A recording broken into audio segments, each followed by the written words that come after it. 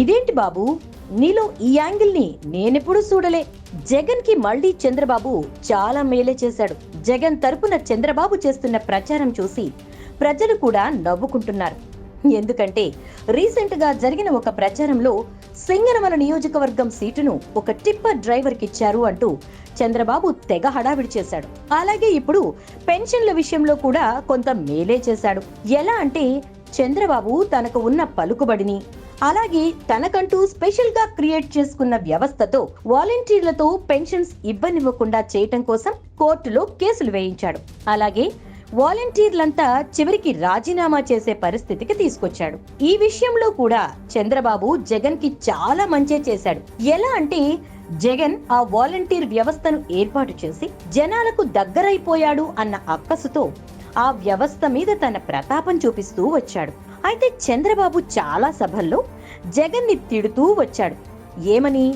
ఊరికే కూర్చుని బటన్లు నొక్కుతూ ఉంటాడు, ఎంతమందికి డబ్బు పడుతుందో ఎంతమందికి పడట్లేదో అంటూ బంకర నవ్వు నవ్వి జనాల్లో ఒక నెగటివిటీ క్రియేట్ చేయడానికి ఎన్నో కామెంట్స్ చేశాడు. పేరుకు మాత్రమే బటన్లు నొక్కుతున్నాడు, అంతా తానే దోచేసుకుంటున్నాడు అంటూ పేలాడు.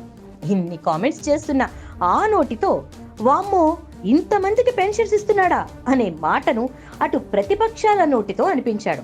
దేశం మొత్తం కూడా నోటి మీద వేలేసుకునేలా చేసిన చంద్రబాబుకి నిజం అందరం హ్యాట్స్ ఆఫ్ చెప్పాల్సిందే అంటున్నారు ప్రజలు. అయితే వాలంటీర్ల విషయంలో చంద్రబాబు చాలా పెద్ద తప్పు చేశాడంటున్నారు రాజకీయ విశ్లేషకులు.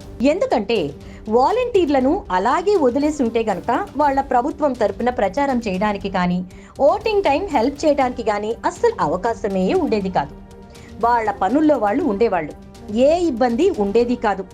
ఇక్కడ కూడా చంద్రబాబు ఒక తప్పు చేశాడు. అదేంటంటే చంద్రబాబు వేసిన కేసుల వలన వాలంటీర్లంతా వెళ్లి మూకుమ్మడిగా రాజీనామాలు చేసేశారు.